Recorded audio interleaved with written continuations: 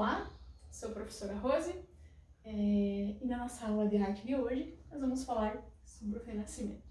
Pedi na aula anterior que vocês fizessem uma pequena pesquisa, né? Só para vocês já virem preparados um pouco para a gente conversar sobre o Renascimento. O Renascimento, então, ele surgiu no século XV e durou até o século XVI, né?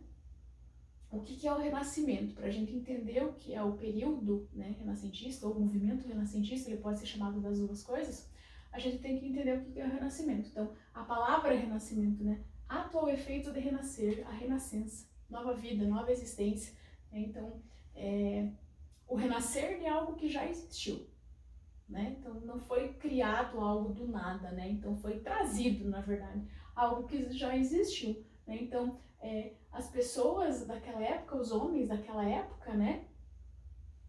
Eles tinham interesse nas manifestações da cultura greco-romana, que era o quê? O homem e a natureza como o centro, né? Como o foco principal. O que se perdeu, né? Na Idade Média. Na Idade Média, o que era? Era um forte sentimento religioso, era a religiosidade, era Deus acima de tudo, Deus era o principal foco, né? Então, Deus acima de tudo, né? Então, no Renascimento, vamos valorizar o ser humano e a natureza, nós, homens, e a natureza, né? Ele vai contra o divino, contra o sobrenatural, né? Que eram os conceitos da cultura da Idade Média. Então, ele traz de volta, na verdade, essa valorização do ser humano, né? Eles trazem a reutilização da arte greco-romana, né? O clássico, né? Que havia se perdido com a arte medieval. Então, os artistas do Renascimento não veem mais o homem como um observador do mundo, mas sim um grande.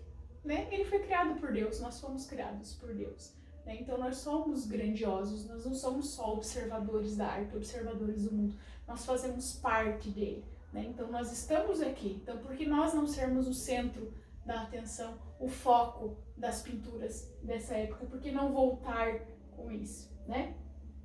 Apesar de que nas imagens não se perde a religiosidade, né? Então, se a gente vai ver depois as imagens, o Renascimento ele não deixa de lado a religião, porém ele dá uma maior ênfase no ser humano. No Renascimento foi trazida a perspectiva pelo Brunelleschi, né? Então, ele é um arquiteto, ele que dominou a arte da perspectiva e que digamos que ajudou os outros artistas, né? Então ele criou a perspectiva e os outros artistas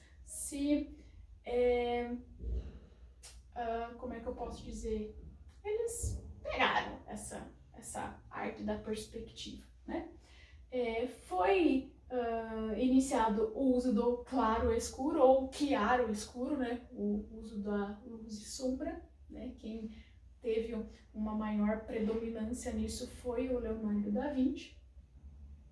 E iniciou-se o uso da tela e da tinta a óleo. Né? Então, o Renascimento trouxe muita coisa nova para a arte. Então, esse ideal pode ser entendido como a valorização do homem. Né? Principais artistas: Leonardo da Vinci, Sandro Botticelli, Michelangelo, Rafael, Donatello, Filippo Brunelleschi e Caravaggio. Vamos lá para o Leonardo da Vinci. Então, Leonardo da Vinci ele dominou com sabedoria o jogo expressivo de luz e sombra. Né? Então, foi ele que gerou o chiaro escuro, né? A luz e a sombra que nós temos hoje. Então, isso estimula a nossa imaginação, né? Nós, quanto observadores. Né?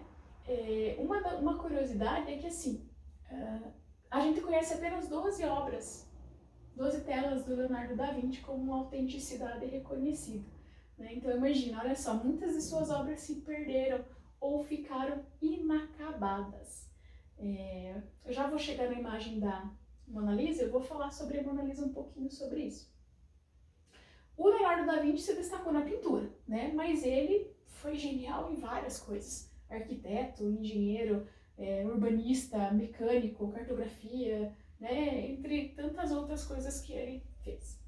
A Última Ceia foi um dos principais quadros que ele pintou, né? A Última Ceia foi pintada numa parede, inclusive, né? Uma das curiosidades, tem inúmeras curiosidades sobre a Última Ceia. A Mona Lisa, né? Uma delas é que até hoje não se sabe quem é a Mona Lisa. Inclusive, falam que a Mona Lisa é o autorretrato do Leonardo da Vinci. Mas, quem sabe, né? Só que poderíamos falar é o próprio. Mas acho que não vai dar, né? Vai ser meio difícil o Leonardo da Vinci conversar com a gente. Vamos lá? Sandro Botticelli, os quadros do Botticelli, eles nos deram a possibilidade de expressar, de a gente observar o ideal de beleza, né? Para o Sandro Botticelli, a beleza estava associada ao ideal cristão. Por isso as figuras humanas e seus quadros são belas, porque manifestam a graça divina, mas ao mesmo tempo melancólicas, porque supõe que elas perderam esse dom de Deus, né? Então, ao mesmo tempo que elas manifestam graça, que elas são divinas, elas já não são mais, elas não expressam mais isso. Elas perderam isso, né? Então, se a gente for observar nesse quadro do Botticelli, a Primavera, a gente consegue perceber isso e algumas das facetas encontradas, né? A tristeza, a melancolia, né? Que foi deixada de lado, né? Nascimento de Vênus é uma das principais obras do Sandro Botticelli. Aquilo que eu comentei antes, né? Ele coloca o homem como principal foco, mas ele não perde a religiosidade, né? Olha o cabelo, né? Daquele toque angelical, né? Michelangelo foi também um dos principais artistas e pintou a Capela Sistina, inclusive, né? Foi, nossa, né? Fantástico, até tem algumas imagens ali, né? Grande número de cenas do Antigo Testamento, que, dentre tantas, que expressam a genialidade do artista, né? E uma delas é a criação do homem, né? Então aqui temos um afresco, né? Da Capela Sistina, o juízo final, mostra algumas partes, a Sagrada Família, que também é dele, né? E essa aqui, tão falada, da criação de Adão, né? Também tem uma curiosidade sobre essa, que as mãos, tanto de Adão quanto de Deus, se encostavam, né? Só que desde quando que o ser humano vai encostar em Deus, né? Isso não existe, né? Jamais, né? Então, o Michelangelo foi lá e baixou o dedo do Adão, né? Então, ele encostava aqui. Então, ele teve que fazer essa curvatura no dedo do Adão para não encostar. Rafael, né? Então, as obras do Rafael ele comunicavam, o observador comunicam até hoje, sentimento de ordem e segurança, né? Então, os quadros são dispostos em espaços amplos e tem uma simetria equilibrada. Se a gente for perceber, se for observar nesse quadro, né, Escola de Atenas, passar uma linha pelo meio, né, a gente vai conseguir entender a questão da simetria. Os dois lados, né, ó, aqui do lado, por exemplo, e ali ele tem uma certa simetria. Transfiguração também, se a gente fizer esse corte, né, a gente vai perceber também uma simetria dos dois lados, né, iguais, não iguais, mas, né, simétricos. O Filippo Brunelleschi, que foi o precursor da arquitetura renascentista, e ele também trouxe a perspectiva, que eu comentei antes, né? Então foi ele que iniciou com a perspectiva e ele contribuiu com a inspiração, ele serviu de inspiração para os maiores artistas do Renascimento, dentre eles Leonardo da Vinci, né? Que é a gente considera como sendo, eu pelo menos considero como sendo um dos principais artistas do Renascimento. Bom, aqui é a estátua, né, feita, né, do Filippo Brunelleschi, Basílica de São Lourenço, porque ele era arquiteto, ele até tentou ser escultor, né, mas não teve muito sucesso e ele voltou a trabalhar como arquiteto.